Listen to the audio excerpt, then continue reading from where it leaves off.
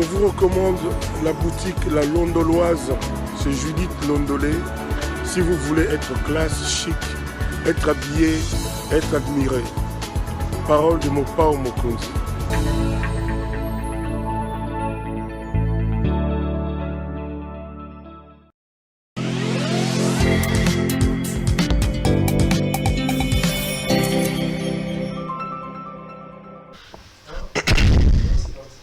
Madame, Messieurs, bonjour et bienvenue à ce nouveau numéro de l'émission Contre nous soit dit, magazine d'analyse d'actualité politique, sociale, économique et même juridique qu'on a lancé ici à CPL Télévision. Des questions importantes qui retiennent l'actualité dans plusieurs domaines sont mises sur la table et nous tentons de les décortiquer en leur donnant un sens avec un invité sur le plateau.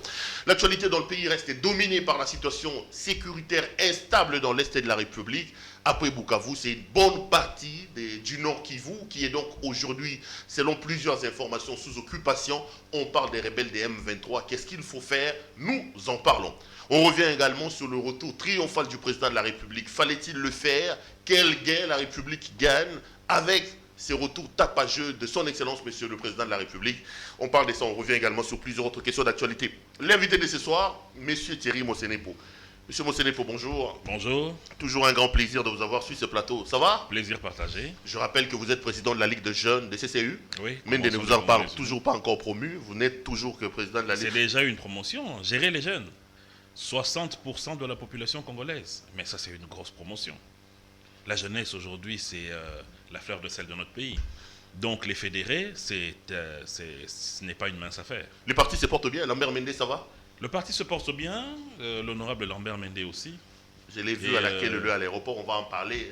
Et le souhait est que dans très peu de temps, vous aurez réalisé votre interview avec lui, comme promis. Je l'ai promis sur ce plateau, ça sera fait. Ça sera fait incessamment. Les téléspectateurs de CPL TV auront l'occasion de voir M. Perrault en face de l'honorable Mende. Ah ben tu reviens encore sur ça. Tu as promis, ça fait quoi? Ça fait 2-3 semaines. J'ai promis et je viens ici pour vous confirmer que ça va se faire très bientôt. De toutes les façons, ça ne changera rien. Je reste convaincu que Mende ne fait pas bon travail du côté du président Tshisekedi. Non, vous allez vous rendre compte que vous avez tout une faux. erreur. Vous allez vous rendre compte que vous avez tout faux, que Mende c'est un nationaliste. C'est un lumumbiste qui travaille pour le pays. Ça n'a rien à voir avec une question d'individu. Comme vous faites allusion là, le président honoraire Kabila, le président Félix Tshisekedi, c'est une affaire du Congo. Ça concerne notre pays. Thierry Mosenepo, alors où nous parlons ici, il y a des bruits des bottes dans l'Est de notre pays. C'était à Bukavu le week-end. Et là, on dit qu'une bonne partie du Nord Kivu serait occupée par les éléments du M23. On parlait notamment de M. Makenga. Qu'est-ce qui se passe exactement? Vous avez lancé l'état des sièges, vous, de l'Union sacrée avec le président de la République, mais ça tarde encore à porter des fruits. Qu'est-ce qui se passe? L'état de siège, c'est d'abord une situation qui a été décidée par les instances du pays, notamment avec notre Parlement qui a à chaque fois prorogé ce délai. C'est une décision très importante pour l'instant. Et je peux vous dire qu'avant toute chose, je voulais féliciter nos militaires. Vous savez, Perrault, que nous avons une armée qui, aujourd'hui, interdit à ces groupes armés de continuer à faire leur promenade de santé comme ils le faisaient. Déjà, les deux positions qui étaient prises hier, vous avez suivi le communiqué du chef état-major général dans la soirée de la journée d'hier. Il a été question, définitivement, de l'éradication de ces forces négatives au niveau de ces 2 points qu'ils ont eu à récupérer dans le Nord Kivu. Donc, de ce côté-là, nous sommes tranquilles. Deuxièmement, les combats se poursuivent avec la véhémence qu'on connaît de nos militaires. Et pour ce qui s'est passé la semaine dernière à Bukavu, cette promenade de santé a coûté cher à cette branche des Maï Maï qui ont eu à perdre certains de leurs camarades, mais aussi d'autres ont été arrêtés. Et ils ont été en débandade parce qu'ils ont pensé qu'ils pouvaient comme ça venir s'amuser à Bukavu, mais ils se sont rendus compte qu'il y a eu cette force de frappe. Vous savez que la situation... À Bukavu, d'ailleurs, il faut saluer ici l'intervention de la 33e région militaire, les hommes du général Bob Kiloubi, qui ont fait un travail remarquable. Mon général Bob, quand il y a quelque chose de bon qui est fait, il faut le saluer. C'est rare de l'entendre de la bouche de Perrault. Je suis très content qu'il le reconnaisse enfin. Je parle des Bukavu. C'est un travail de l'armée. C'est un travail de l'armée. Avec la 33e région militaire. C'est une armée aujourd'hui que nous avons très professionnelle qui est en train de travailler. Et je me joins à ce qu'a dit le chef d'état-major général hier, que les théâtres des opérations se poursuivent et qu'il faut que la population garde son calme et continue à travailler avec les autorités. Mais est-il que nous en appelons à nos autorités qui sont sur place pour essayer de porter une aide aux populations qui nous appellent, qui sont de part et d'autre, qui ont fui les affrontements et qui sont pour la plupart dans la nature et qui n'ont pas de soutien. Il faudrait que très vite les soutiens s'organisent pour apporter de l'aide à cette population qui s'est déplacée. Non mais Thierry, comment est-ce que dans un pays organisé, ayant des services d'intelligence, on peut entrer gratuitement comme ça, comme du couteau dans du beurre, arriver même jusqu'au chef-lieu de la province? Est-ce qu'il n'y a pas un problème? On ne doit pas se poser des questions sur notre système de sécurité, sur nos services d'intelligence, nos services de renseignement. Ce n'est quand même pas normal dans un pays organisé que les gens viennent s'amuser comme ça s'est fait là-bas dans les... Non, vous savez que ça allait choquer, on allait critiquer nos services de sécurité et notre armée si ces gens-là étaient venus et avaient pris position dans la ville pendant 1, 2, 3 jours. Mais là, on s'est aperçu qu'il s'agissait d'un acte de terroriste. C'est comme ce que la France a vécu avec l'attaque de Bataclan, c'est-à-dire des individus qui se déplacent comme des commerçants, mais qui ensuite se regroupent et font des attaques spontanées et prennent par surprise les positions de la police et de l'armée. Donc il ne s'est pas agi d'une attaque organisée contre une force classique, une armée classique, qui serait en train d'attaquer les positions de l'armée ou de la police. Mais il s'est agi par contre des éléments camouflés qui sont entrés dans la ville la veille, et le lendemain se sont transformés en combattants et ont essayé de prendre quelques positions, mais ça n'a même pas pris plus de 6 heures du temps, ils ont déjà été démantelés. Donc de ce côté-là, il n'y a pas à craindre qu'il y ait de la blague en ce qui concerne notre système de sécurité. Est-ce que là, ce n'est pas aussi des signaux forts que l'état des sièges est en train d'échouer?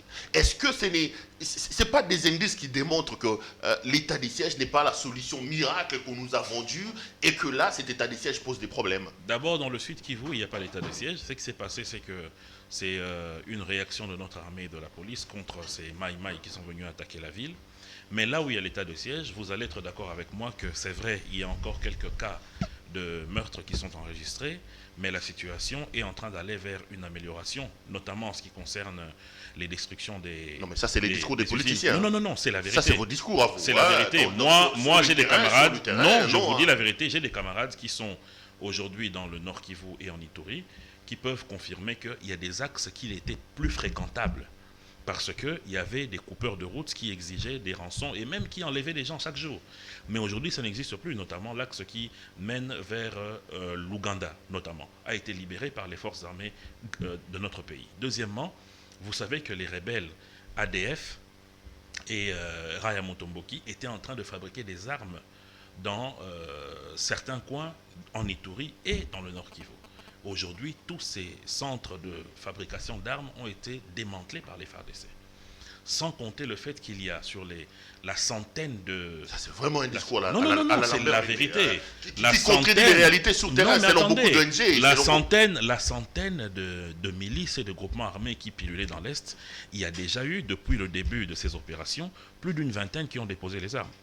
C'est des éléments qu'il ne faut pas mettre de côté. Non, mais qu'est-ce que tu dis Donc, là? au-delà de l'état de siège, l'état de siège, en fait, c'est un tout, mais il faut maintenant le faire accompagner. Non, mais Et cela, il ne faut pas oublier une chose, Perrault, c'est que la situation que nous vivons dans cette partie du pays, qui, je vais vous le rappeler, hein, les ADF sont dans ce coin du pays depuis 1985.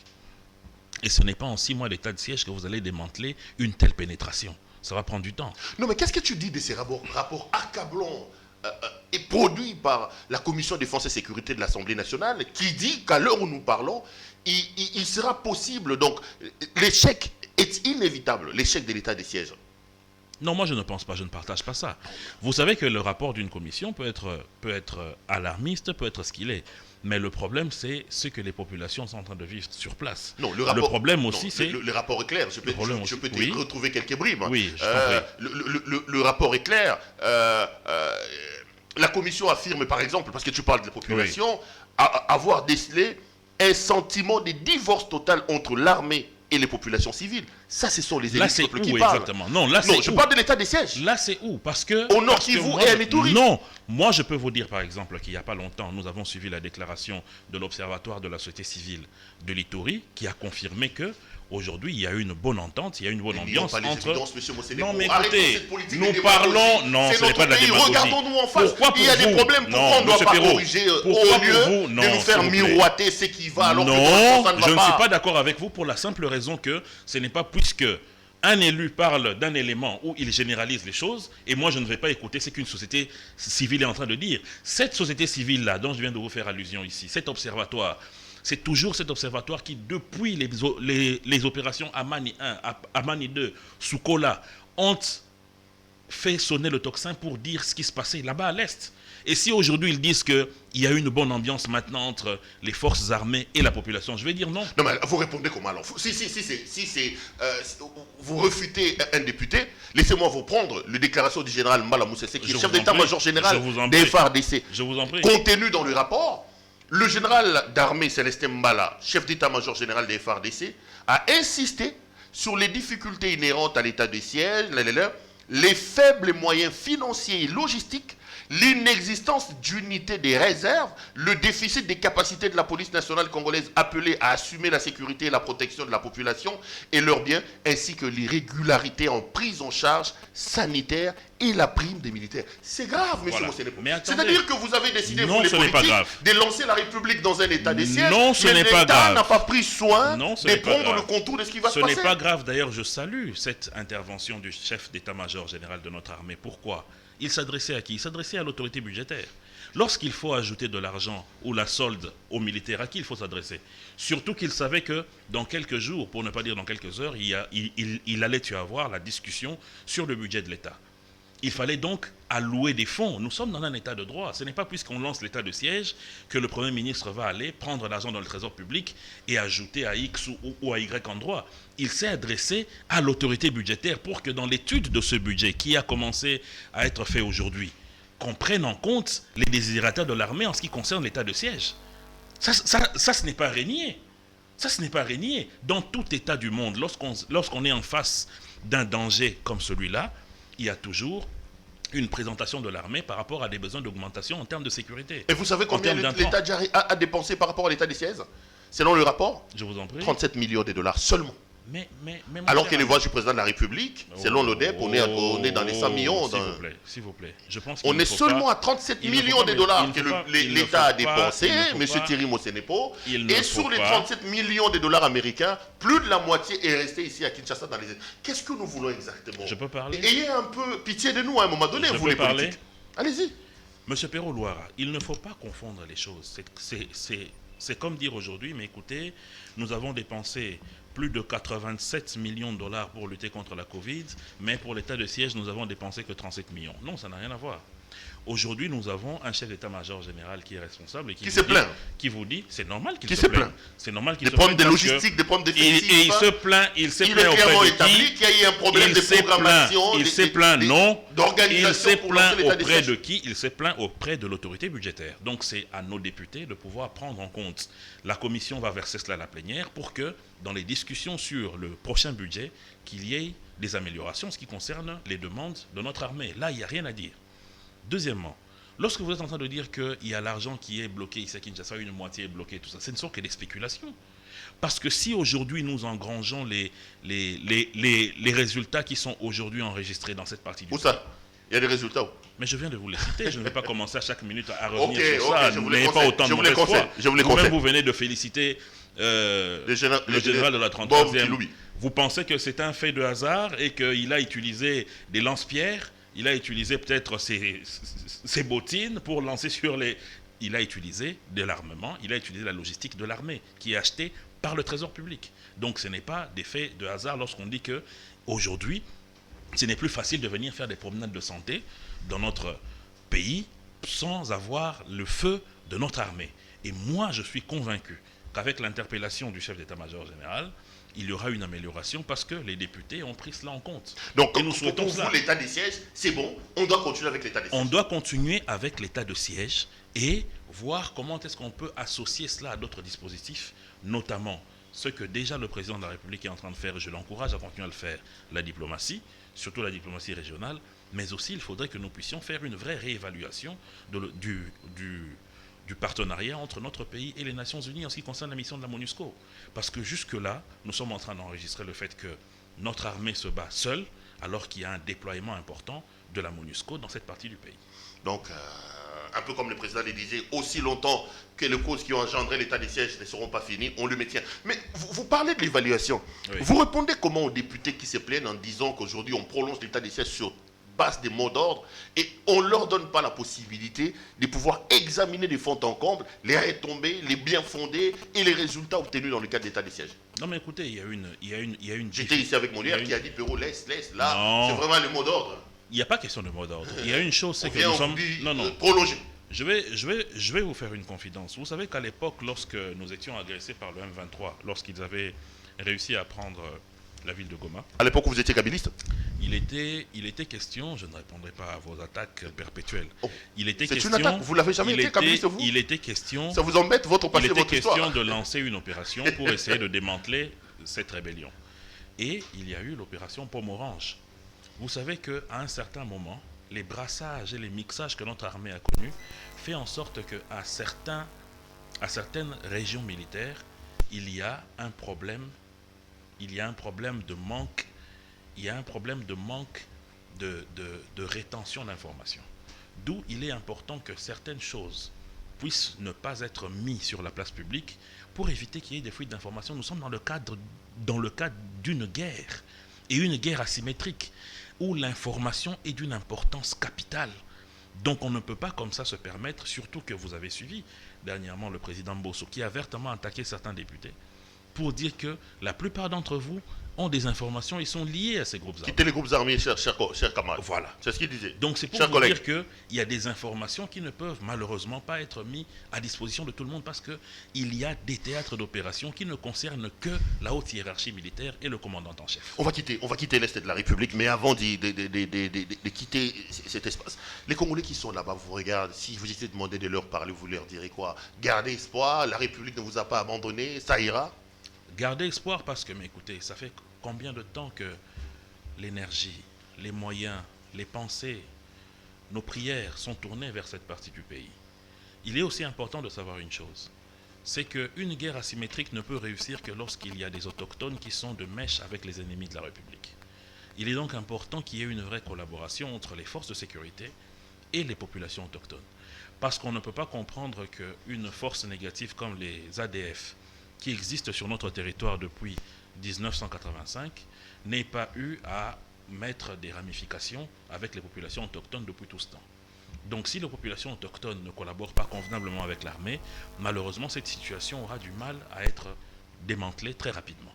Il est important que les populations puissent être en contact et fassent confiance aux forces de l'ordre pour qu'ensemble ils puissent démanteler cette situation, parce que la plupart ce sont des jeunes, ce sont des enfants qui sont nés sous ce système et qui en profitent aujourd'hui avec l'aide de certaines autorités ici qui étaient décriées, comme vous venez de le dire, par le président Bosso, et que nous connaissons et que très bientôt, je pense, qui seront poursuivis. Courage donc à nos compatriotes de l'Est de la République. On est profondément ensemble avec vous. Alors, on rentre dans la capitale pour parler politique. Le président est revenu triomphalement de son voyage. Il y a beaucoup de choses qui se racontent autour de ce qui... On va en parler. Mais est-ce que vous pensez que les tralala et les folklores qui ont entouré le retour du président de la République valaient leur pesant d'or? D'abord, il faut savoir, M. Perrault, que nous sommes dans une démocratie. Et qu'en démocratie, la chose la plus élémentaire, c'est la liberté d'expression des mouvements et de liberté d'expression, oui, je venais de le dire, des populations. Et on ne peut pas interdire à une famille politique, à des individus, à des Quinoises et Quinois qui, en grand nombre, sont allés dans les artères de Kinshasa pour saluer le retour du président de la République, de le faire. C'est un geste démocratique qui, pour vous, ne peut pas avoir de retombées, mais pour un autre citoyen, a beaucoup d'importance, dans le sens que pour lui, il estime que la mission que le président de la République est allé faire apporte des dividendes pour le pays. Donc on ne peut pas dire que c'est un folklore ou c'est un tralala, c'est un choix. C'est une expression de solidarité envers un leader, envers un président de la République. La République avait besoin de ça, selon vous. C'est quand même le président de la République. Hein, mais la République qui se dit démocratique a besoin de tout ce qui existe comme geste et fait démocratique. Vous pensez que la démocratie est consolidée par quoi? Elle est aussi consolidée par cette expression libre que les gens peuvent avoir. Autant que vous, M. Perrault-Louara, un jour vous pouvez revenir d'un voyage remportant un trophée ou rapportant des contrats pour CPL Télévision, vos agents peuvent venir vous accueillir avec amour et joie à l'aéroport de Kinshasa. Dans un cadre privé, Voilà. ça passe. Le président n'est pas un cadre privé. Mais Le vu président, l'ampleur, c'est- d'abord le je président, profiterai c'est de pas- votre micro pour remercier les Quinoises et les Quinois. On ne pouvait pas croire que, à l'appel qui a été lancé notamment par le président AI Jean-Marc Kabound, le secrétaire général Augustin lancé au Kabouya, lendemain d'une attaque à Bukavu, Et, sans dire un mot sur ce qui s'est passé à Bukavu. Donc vraiment l'union sacrée, vous avez pesé entre la sécurité à Bukavu, Non, ça n'a- l'appel à la conscientisation et Non, mais de nous tous et aller écoutez, accueillir le président de la République. Vous avant avez de- estimé que c'était avant de- important non. d'aller à l'aéroport au lieu de parler de Avant Bukavu. de C'est quand même parler, grave votre avant mode de de gestion. parler on de l'a vu. Bukavu, non, ça n'a rien à voir. Comment vous voulez parler de Bukavu alors que le groupe de contact, l'appareil sécuritaire n'avait pas encore rendu exactement la véracité de la situation qui s'était passée à Bukavu? Donc même un message de condoléances ne pouvait pas le faire. Mais qui ne l'a pas fait? Bon, Kabound, tu cites Kabound qui a appelé Non. le président. Tu as lu Attends, son tweet? Attends, mon cher ami. L'attaque à Bukavu s'est produite quand? Elle s'est produite dans la nuit. Ça a commencé à 1h du matin. Le tweet du président Kabound était la veille. Non, pas Mais la de veille. quoi vous parlez? Le Mais je lendemain. vous dis. Le Non, lendemain. c'était Le pas le lendemain. lendemain. C'était la veille. Le matin. Les Le réunions matin. même que nous avons eues étaient bien avant. Le matin, le C'était matin. bien avant l'attaque. Non, Thierry, mon J'ai participé à ces réunions. Je vous dis que j'ai participé aux réunions. Revenons sur ces voyages du président de la République. Certaines officines ont parlé de plusieurs millions de dollars américains qui auraient été sortis des caisses de l'État pour accueillir Oui. le président de la République. Oui. Est-ce normal d'utiliser l'argent du Trésor public pour aller recevoir son président de la République? Mon cher ami Perrault, vous savez que la spéculation, c'est ce qui a fait attribuer à l'Irak de Saddam Hussein des bombes nucléaires. C'est encore ces spéculations qui a dit que Neil Armstrong n'a jamais foulé le sol lunaire. Et encore aujourd'hui, on vient nous bombarder ces spéculations pour dire que c'est l'argent du Trésor public qui a servi pour accueillir le président. Mais écoutez, ça c'est une insulte.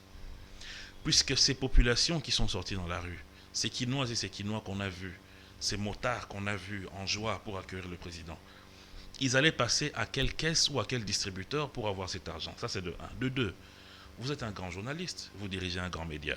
Vous savez très bien que l'argent du Trésor public n'a qu'un seul moyen pour sortir, c'est par un engagement, l'ordonnancement et finalement un décaissement. Qui a engagé? Qui a ordonnancé? Et qui a décaissé? À quel niveau? Troisième élément, nous sommes des partis et des regroupements politiques organisés.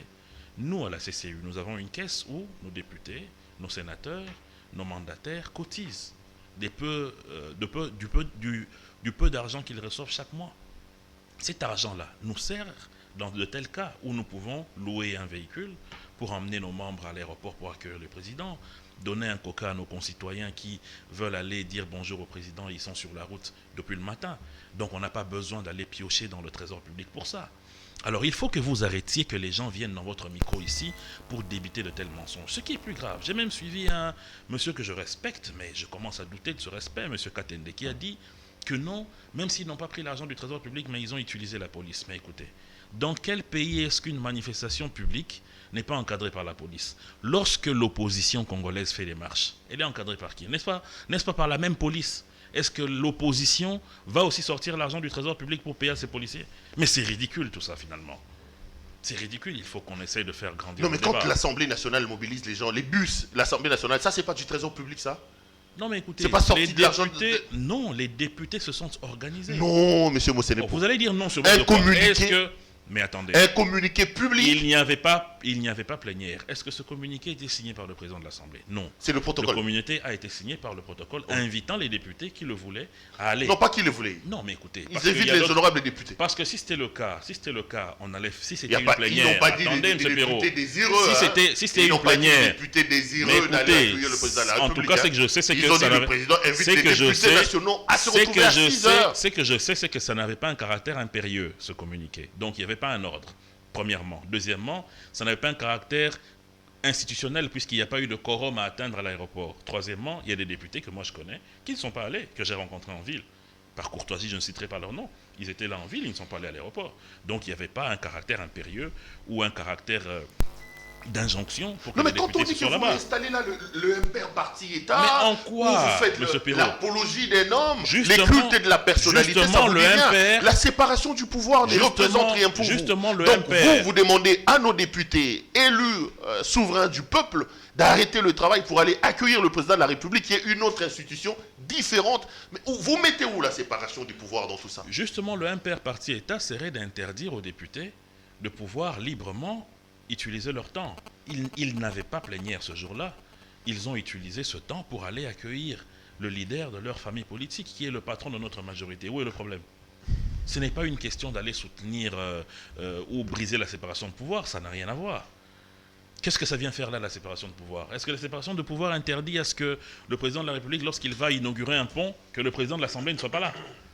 Ou que le président ou que le Premier ministre ne soit pas. Bon, le Premier Créer un ministre. monde des députés jallolistes, hein? Donc, ça n'a rien à Les voir avec le Jalelo. applaudisseurs, un monde de... Ils ne sont pas. Moi, j'ai vu des gens applaudir. C'est nous autres qui étaient qui étaient debout dans les artères. Nous avons applaudi. Mais les députés, respectablement, sont allés dire bonjour au président de la République. Faisant la queue comme il Qui est le faisait rentré. hier avec Kabila qu'on a combattu, quoi. Quand vous alliez à Kingakati, l'UDPS nous disait, regardez comment ils ridiculisent nos députés, hein. L'UDPS, qui appelle aujourd'hui, elle aussi, les députés à aller là-bas, ben on fait du Kabila sans Kabila. Hein. C'est ça l'union sacrée. Hein. En quoi, lorsqu'un député libre... Non, mais il faut poser Non, la question attendez. à Kaboundé et à Kabouya. Quand un député Quand Mende Attendez. allait se faire danser à Mon cher Kingakati ami. à l'époque, Lorsque un député libre décide un matin d'aller saluer le président de la République qui rentre, où est la violation de la séparation de non, pouvoir? mais je parle. Où est le Jalelo? Où est le problème? Je n'arrive pas à comprendre. Je parle de vos nouveaux alliés. Je sais que vous êtes un néo-tshisekédiste. Appelez-moi comme vous voulez. Oui, y a pas de oui, vous êtes un Appelez-moi comme néo-tshisekédiste. vous voulez. Nous, la CCU, on est habitués, et on on- nous a appelés Tchakou. Appelez comme vous Et voulez. on dit aujourd'hui, quand je vous appelle kabiliste, vous dites que c'est des ancien, attaques. comme vous refusez voulez, d'assumer comme ça. vous voulez, Perrault. Monsieur Appelez-moi le néo-tshisekédiste, Appelez-moi comme vous à voulez. son époque, quand vous étiez encore avec Kabila, l'UDPS ne comprenait pas le fait que des professeurs d'université, les députés nationaux, les sénateurs, allaient faire la queue à Kingankati. Comme des petits enfants à la queue leu. L'UDPS était contre. Et nous, observateurs, regardons aujourd'hui, on s'étonne que la même UDPS refasse exactement la même chose. C'est comme ça que j'ai dit, vous faites du Kabila sans Kabila. Vous, anciens kabilistes et Monsieur néo-tshisekédistes, vous Perrault, trouverez Loire, certainement des arguments. il n'y a pas eu de queue leu nulle part. Il y a eu des députés. Je ne veux pas vous suivre dans vos sarcasmes habituels, mais je vous dis, il n'y a pas eu de queue leu.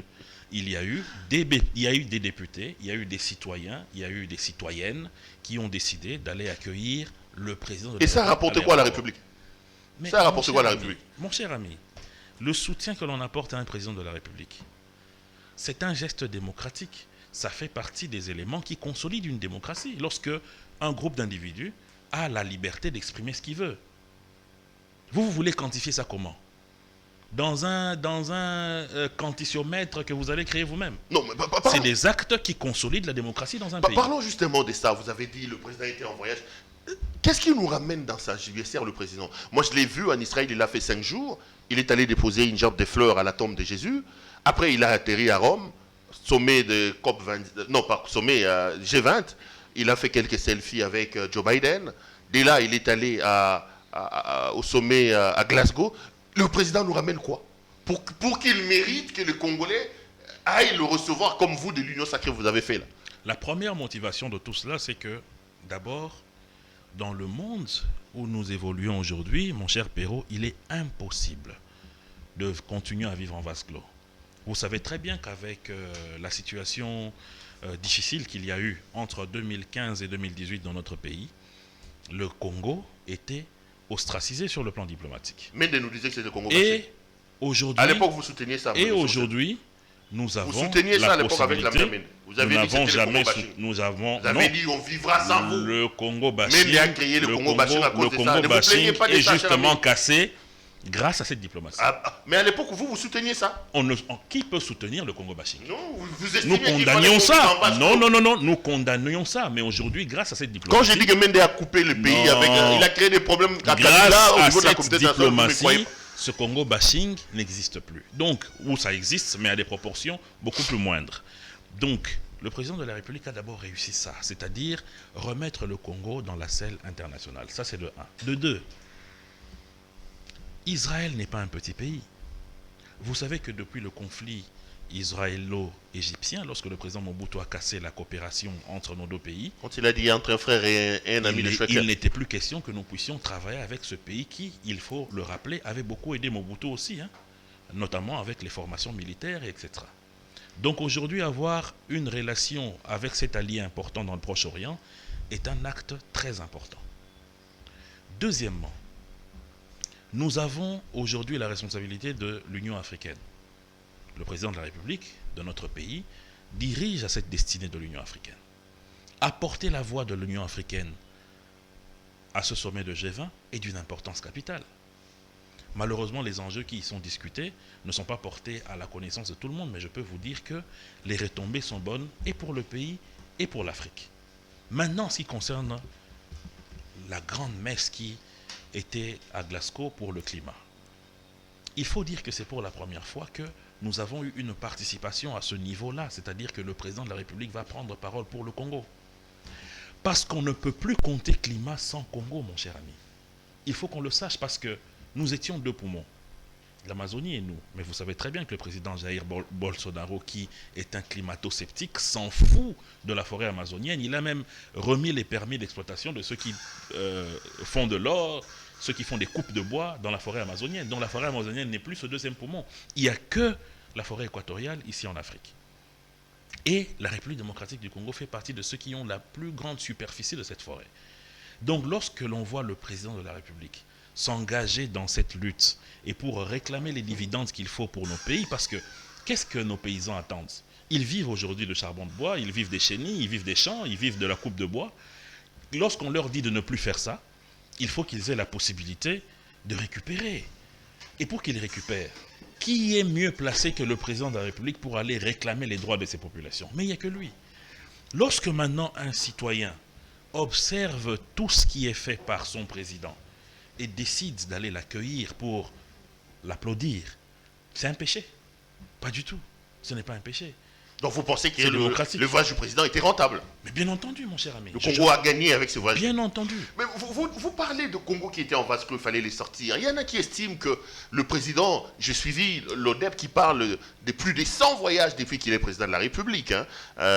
Je les ai suivis sur Top Congo. Il faut même des comparaisons. On dit, si on met 3 jours, 4 jours de voyage, et qu'on multiplie par 100 en 3 ans, en moins de 3 ans, le président de la République a été à l'extérieur plus d'une année. Plus d'une année. Hein? Donc notre président de la République, en moins de 3 ans de mandat, était à l'extérieur pendant plus d'une année. Est-ce que vous trouvez ça normal? Est-ce que ça ne vous scandalise pas lorsqu'on parle aussi des chiffres en termes d'argent dépensé par rapport au voyage du président de la République? Aujourd'hui, beaucoup de sources parlent de plusieurs millions de dollars. On évalue même à des centaines de millions de dollars les nombres de voyages que le président de la République a entrepris. Alors que sur le plan des retombées, quels sont ces investisseurs que le président de la République nous a ramenés? Quelqu'un rigolait ici, évidemment, il est du PPRD, il a dit, il n'y a même pas un quado polonais qui est arrivé avec tous les voyages que le président a effectués. Ça ne vous embête pas, ça? Monsieur Perrault-Louara, je suis très à l'aise de vous répondre à cette question. Pour la simple raison que je suis mieux placé en ce qui concerne certains investissements que moi-même j'ai eu à palper du doigt grâce à cette diplomatie du président de la République. Je peux vous dire par exemple qu'aujourd'hui, d'abord en ce qui concerne les chiffres, moi ça ne me fait pas du tout peur pour la simple raison que vous êtes un grand journaliste. Il y a une loi aujourd'hui qui vous donne accès à toutes les informations que vous pouvez souhaiter. Donc vous pouvez écrire au ministère des Finances et du Budget. Ils vont vous donner les vrais chiffres des voyages du président. Donc, non, c'est des centaines de millions. Donc il ne faut pas suivre ces spéculations. Non, ce n'est pas des spéculations. Plus de 100 voyages, ce n'est pas moins de 100 millions de dollars. Deuxièmement, vous devez savoir aujourd'hui que lorsque les gens sont en train de chercher les cambistes soudanais, ils sont totalement ridicules dans ce qu'ils sont en train de dire.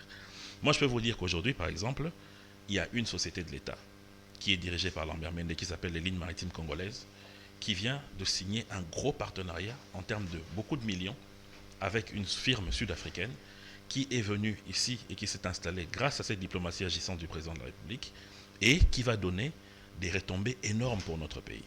Ça, ce n'est que de 1. De 2, vous avez suivi ce qui s'est passé avec le secteur des hydrocarbures. Plusieurs années, notre pétrole ici à la littorale était en train d'être perdu, exploité négativement par l'Angola sans que le Congo ne puisse tirer dividendes.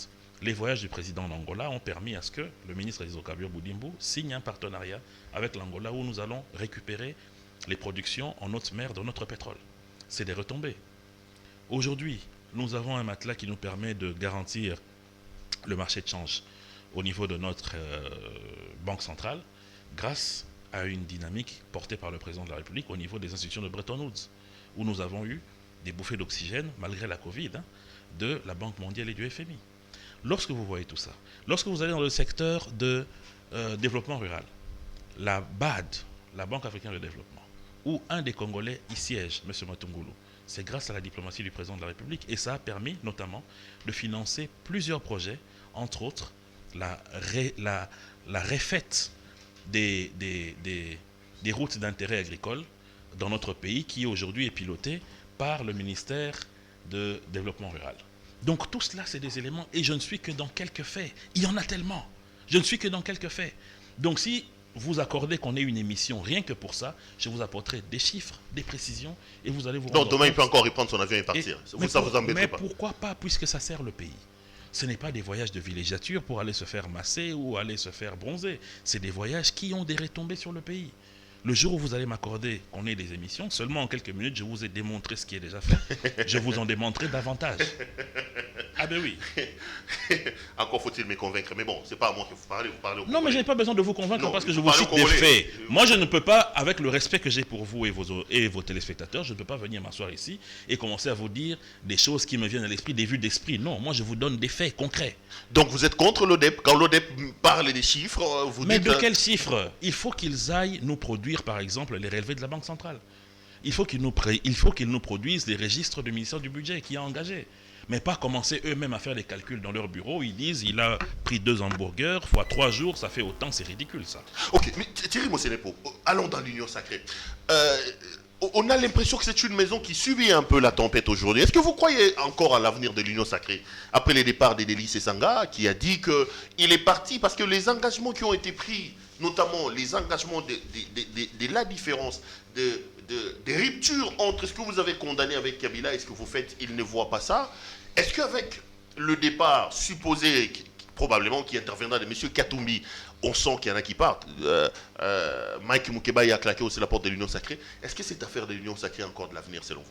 Ah mais oui, mais écoutez, l'Union sacrée, c'est près de 420 députés enregistrés qui ont déclaré, à l'époque lorsque l'informateur M. Bahati était en train de recevoir les avis des élus du peuple, qu'il y ait 2 ou 3 qui prennent la tangente et qui disent qu'ils ne pensent plus, libre à eux. Ils sont des citoyens, ils ont la liberté de penser, libre à eux. Ce ne sont pas des arbres Mais qui cachent la forêt, ça? Non, pas du tout, parce que... La maison n'est pas en train de tanguer là, le bateau ne tangue pas? Pas du tout, mais écoutez, je vous parle d'à peu près 400 élus et vous m'en parlez que de 2 ou 3. Mais de quoi est-ce qu'on parle? Comment est-ce qu'un bateau peut chavirer pour si peu? Je ne pense pas. Et puis en réalité, mon cher ami, la vision de l'Union sacrée, ce n'est pas une vision qui ne peut se limiter qu'à moi, qu'à l'honorable Lambert Mende ou à mon frère et ami Mike Moukebaï. C'est une question qui touche le Congo. Pourquoi je le dis? Parce que dans un pays comme le nôtre, où vous avez près de 450 tribus et dialectes, on ne peut pas diriger seul. Il faut aller vers des élargissements de champs. Et ces élargissements, c'est essayer de prendre en compte les désirata des populations, de les porter pour que ça puisse aller de l'avant. Et aujourd'hui, c'est en train d'aller de l'avant, on le sent, et la population est derrière le président, parce qu'on le sent dans ce qui est fait. Qu'est-ce qui est fait? En 2 ans et demi de mandat, il y a des éléments positifs qui sont aujourd'hui en train de faire croire et comprendre à la population que ces désirata sont pris en compte, notamment les questions liées à la sécurité, les questions liées au social, les questions liées à l'enseignement, les questions liées à la lutte contre la corruption. C'est ce que la population décriait. Et c'est ça la vision de l'Union sacrée. C'est cette unité de pensée qui, autour des besoins de la population, est portée par un programme du gouvernement. Et c'est ce qui est fait. Maintenant qu'il y ait des individus qui, pour leurs propres besoins ou pour leurs propres calculs politiques, se rendent compte que ça ne calque plus avec cette famille politique et qui décide de partir, libre à ces personnes. On ne peut pas les condamner pour autant. Donc, et Katumbi, quand il dit que la ligne rouge a été franchie, mais non, on ne sait pas, il hésite. Vous, je sais que c'est votre bête noire, hein, mais quand on parle de Katumbi, on le voit sursauter vous-même aussi, je vous ai reçu plusieurs fois. Vous lui demandez quoi? Vous dites quoi? Monsieur Partey, vous n'avez plus votre place. Il y en a qui estiment que lui, il est comme comment dire, il est comme un Jonas au sein de l'Union sacrée, il vous Nous combat de l'intérieur. n'individualisons jamais les débats, surtout nous à la CCU, nous n'avons pas ce temps-là à perdre parce que, mais écoutez, il y a tellement de sujets importants autour duquel nous avons le devoir de discuter, de débattre et d'enrichir dans notre pays qu'on ne va pas commencer à parler des individus. Non, mais je On parle va pas- d'ensemble comme mouvement. Vous pensez que ensemble, là encore, dès l'avenir, il a encore des raisons de rester au sein de l'Union sacrée? Mais mon cher ami, d'abord lorsque vous avez un partenaire qui ne respecte pas la démocratie, il y a de quoi se poser des questions. Parce que, écoutez, la démocratie, c'est quoi? La démocratie, c'est de reconnaître que le président, en ce qui concerne le choix du président de la CENI, a une compétence liée. Une compétence liée avec les confessions religieuses. Et que dans ces confessions religieuses-là, il y a une charte qui est la loi des partis de ces confessions qui a déterminé le modus operandi pour le choix du président de l'Assemblée, de la CENI, qui était dévolu aux confessions religieuses. Une fois que c'est fait, qu'est-ce que le président pouvait faire d'autre à part entériner ce choix?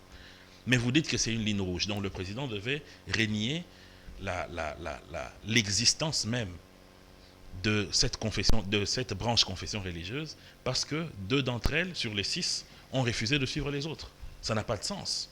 Alors, lorsque des gens commencent à marcher sur l'élément fondamental de notre famille politique, qui est la démocratie et le respect des textes régaliens de la République, alors on est perdu.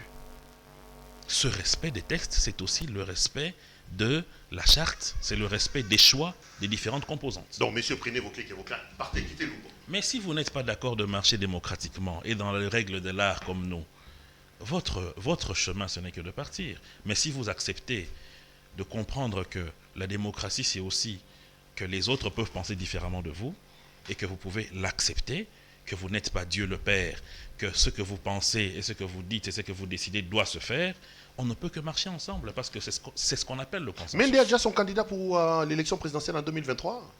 Mais la CCU s'est prononcée C'est que Félix nous Tshisekedi. soutenons le président de la République. Ouais, bah, flatteur. En quoi? En quoi? En quoi? Eh, Bakabili, c'est... En quoi? Bano Tshisekedi, c'est eux. En quoi, mon cher ami? En quoi? Hein? En quoi, tout ça va flatter? Aux En amas- quoi? Mobino En Bano- quoi? Non, En lobby quoi? lobby gaboye en Union sacrée.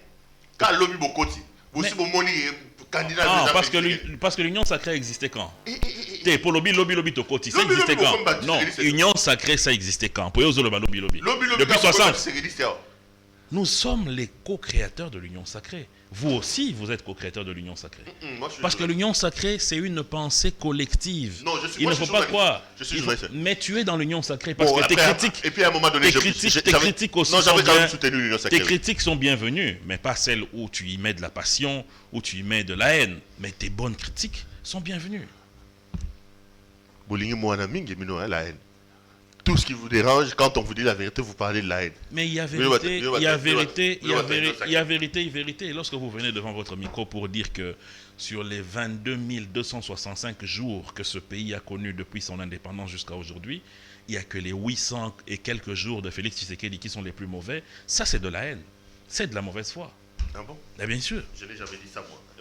Heureusement pour moi et pour mes Non, téléspectateurs. mais quand je dis vous, ce n'est pas Pierrot, mais c'est les gens qui ont en partage cette pensée collective de M. Pierrot Loire. Non, ce que nous demandons, c'est que vous avez combattu Kabila, vous l'avez trahi pour rejoindre Tshisekedi. On veut la différence. Mais de quelle entre trahison la personne qui- De que quelle vous avez Non, mais combattu et écoutez, vous-même, mais, hein. monsieur Pierrot, C'est ça la différence. je suis qu'on veut. fatigué finalement qu'à chaque fois que je viens ici, vous dites que Colin j'ai trahi Colin M. Maratin. Kabila, que nous, c'est si on a trahi. On a trahi en quoi? Parce que qui a commencé à signer un pacte politique avec Félix Tshisekedi? 12 ans, 13 ans C'est le ministre, FCC. un homme a posé Mais sa non, de signature quoi dans est-ce que une vous ordonnance entendez pour faire de vous le ministre. Bon, écoutez. Après, le quand il y a problème- un problème, vous êtes les premiers à Non, sauter, mais écoutez, d'aller ailleurs. le pays, Vous voulez qu'on vous applaudisse? le pays ne peut pas Vous voulez qu'on vous s'arrêter. applaudisse? Le pays ne peut pas s'arrêter parce que M. Pierrot Loire veut nous voir dans un camp politique. Ok. Nous, on évolue selon les besoins de nos populations et vers ce qui est important pour ces populations.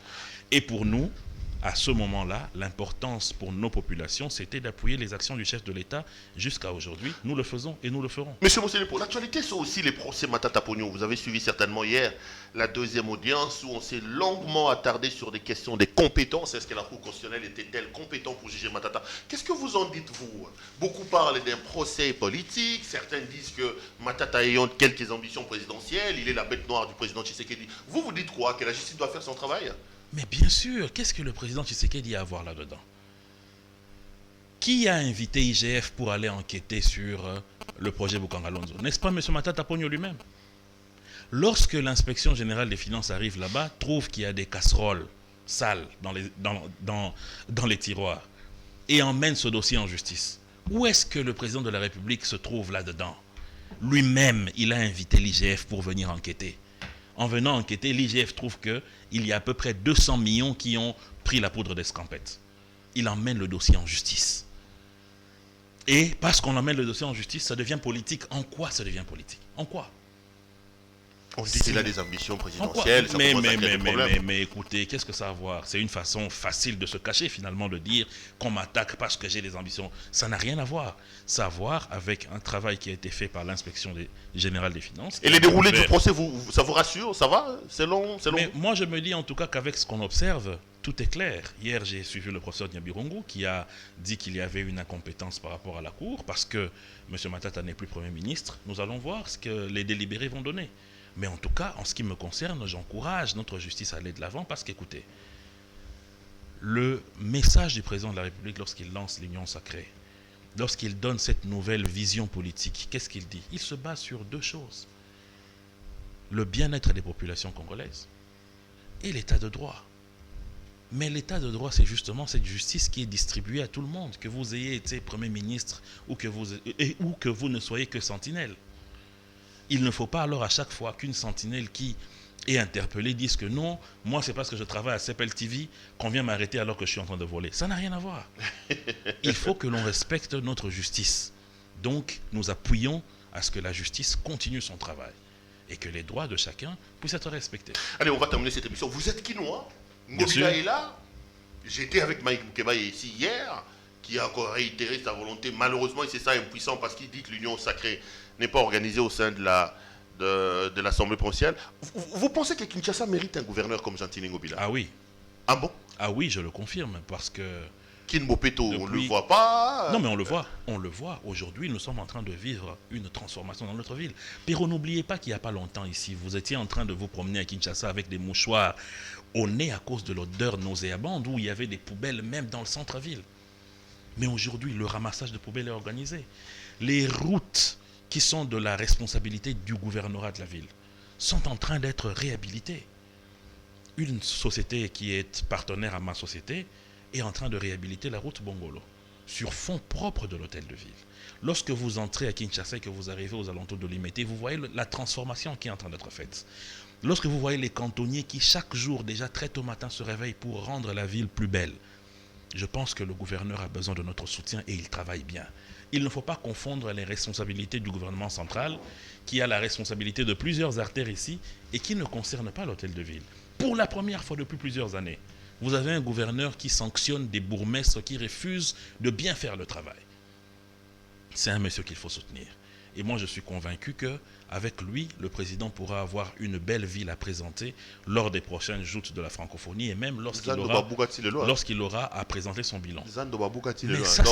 Mais là, ce n'était même plus un endroit où les gens pouvaient aller, Pierrot. C'était devenu un dépotoir. Donc il fallait casser ça et laisser ça comme ça. Non, c'est un processus. Je suis certain que les travaux vont bientôt répondre. Est-ce que vous savez que ce Zando-là appartenait déjà à un individu, le Libanais qui a été chassé ici? Assad. Ce monsieur qui se prenait pour Dieu, qui disait qu'il ne pouvait jamais être bougé de là où il était. Est-ce que vous savez qu'il a plusieurs verdicts de la justice congolaise en sa faveur?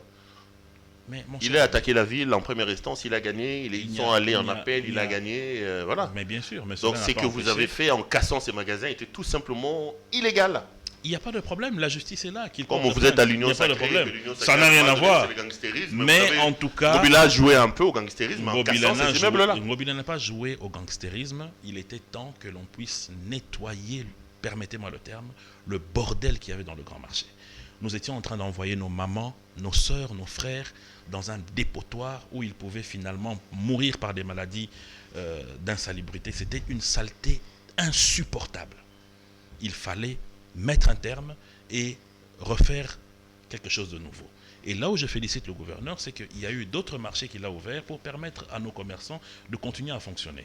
Mais j'encourage à ce que très vite, les travaux puissent reprendre au niveau du grand marché pour que nos mamans reprennent la route vers cet endroit qui, à l'époque, du Zaïre était encore un peu acceptable, ou à l'époque des Belges encore. Mais aujourd'hui, c'était inacceptable. C'est à moi de vous remercier, M. Peroloir. Bientôt, il est tout content. Hein? Moukoumadi est totalement échoué dans la province de Sankoro. La main de se réjouir. Hein? Non, ça n'a rien à voir. Il ne peut pas se réjouir parce que c'est 2 ans de gâchis pour une province importante. Il a battu un plat de couture là-bas. Et d'après les informations qui m'arrivent, les comptes de la province sont lessivés. Il n'y a plus rien. L'IGF va mettre la main sur lui. Il n'a plus envie d'y aller. Hein? Maintenant, non, il n'a plus envie d'y aller. Il cherche à rentrer au gouvernement. Non, il travaille convenablement pour les lignes maritimes congolaises où il vient d'obtenir des grands contrats. Toujours il a maintenant les postes de Patrick Mouya. Il veut rentrer là. Non, est-ce que... Mais écoutez, il est en train de gagner des grands contrats pour la LMC. Je pense qu'après votre interview politique, je vais organiser pour que vous ayez la possibilité d'avoir un documentaire sur ce qui est fait par rapport à ce comité de gestion. Cédric Chizaïnga et Mende, je vous assure que cette entreprise est en train de décoller. Et monsieur Sili, papa, merci beaucoup. Mon frère. Bonne journée. Bonne journée à toi. Allez, c'est terminé les amis. Merci à vous de nous avoir suivis. Retrouvons-nous demain pour un autre numéro. Bonsoir chez vous.